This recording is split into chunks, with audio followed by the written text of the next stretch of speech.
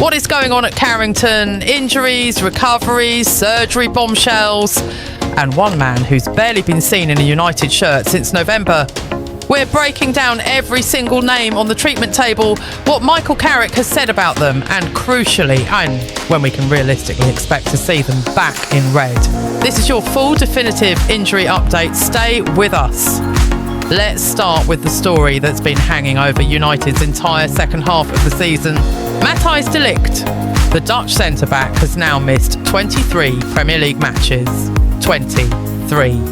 He hasn't been seen in a matchday squad since the victory over Crystal Palace at the end of November, when then manager Ruben Amorim described his problem as, and I'm paraphrasing here, a small thing. He'd be back for Wolves. That was December. We all know how that went. What's the actual situation? It's a back injury, and it has been, in Michael Carrick's own words, slow to progress. Carrick spoke about it candidly at a press conference, saying De Ligt was working through treatment in the gym, doing exercises, but wasn't ready for grass training, and that the nature of a back issue makes it genuinely difficult to put a timeline on. Here's the thing though, there was a glimmer of hope in late April. De Ligt was photographed back out on the training pitches in individual sessions. The fan base dared to dream World Cup in the summer. Maybe.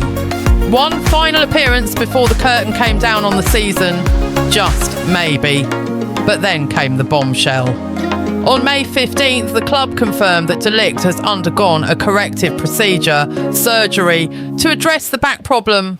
And he released a personal statement confirming that he has done everything possible to return this season before the injury ultimately forced his hand. The consequences? He will miss the 2026 World Cup in North America this summer. That is a massive blow for a 26-year-old who was an ever-present starter in United's opening 13 league games before the injury struck. The return date, the club's official statement says they expect him back for United in the early stages of the 2026 to 27 season. So pre-season likely, but no guarantees. The broader impact on United's summer planning is significant. Harry Maguire has been excellent. Lisandro Martinez, and when fit, has been a leader. And Aiden Heaven and Lenny Yoro have deputised. Even Noussair Mazraoui played centre-back during an injury crisis. But losing a defender of De Ligt's calibre for this long has forced some creative solutions. And it may well inform how United approach the centre-back market this summer.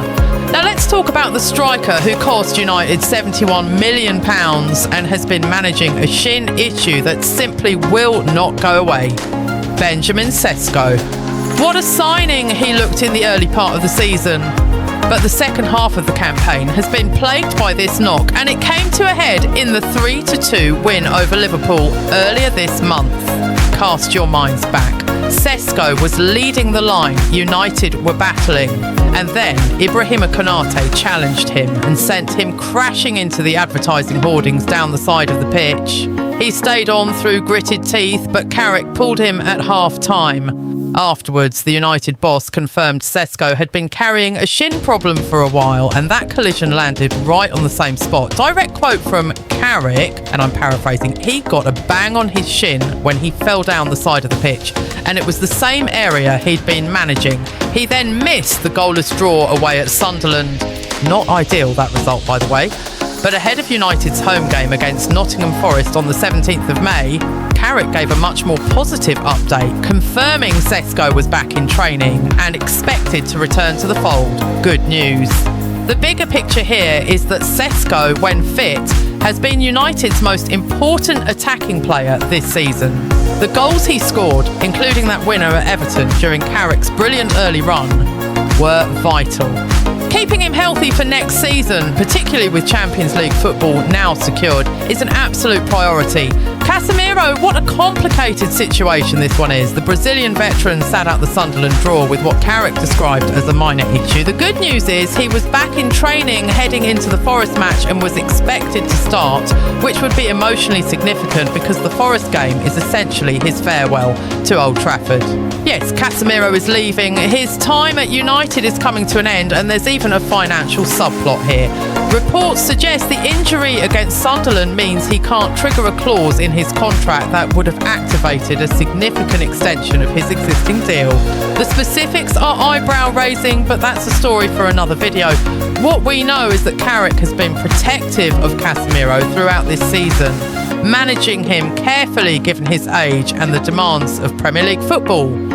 A fit and available Casemiro for the final weeks is the best possible send-off for a player who has given everything, the good, the bad and the occasionally chaotic, in a United shirt. Manuel Ugarte also picked up a minor back problem that kept him out of the Sunderland game. Again though, positive update, he was back in training ahead of the Forest fixture and expected to feature. Ugarte has been one of the genuine bright spots of an otherwise turbulent season.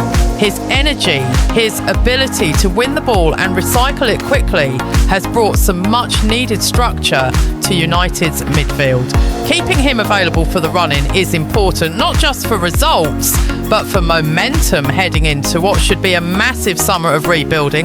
Lisandro Martinez has had a complicated season himself, a CL surgery last year, then a calf problem in February that threatened to disrupt his comeback. He also served a 3-game Premier League suspension after being sent off for an incident involving Dominic Calvert-Lewin. The good news? He's back. He was available for the Sunderland game and is expected to continue in the starting 11 for the run-in.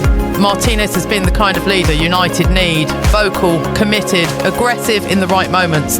The challenge is keeping him on the pitch. So let's zoom out. Carrick has done a brilliant job navigating this injury-hit squad. Since taking over in January, United secured Champions League football, extraordinary given how the season started. But the injury situation has stretched the squad to its limits, forced players like Aidan Heaven into roles they weren't fully ready for, and ultimately contributed to results like that Sunderland draw, which felt like a missed opportunity. The summer will be about reinforcing, and the De Ligt situation will be front and centre of those conversations. One fit, injury-free centre-back of real quality is an urgent priority. That's your full injury rundown. De Ligt surgery back early next season. Sesko back in training, expected to feature. Casemiro and Ugarte, minor issues both returning. Martinez back and firing. Drop your thoughts in the comments. Who do you most want to see back fit and flying for United next season? Like, subscribe, and we'll see you in the next one.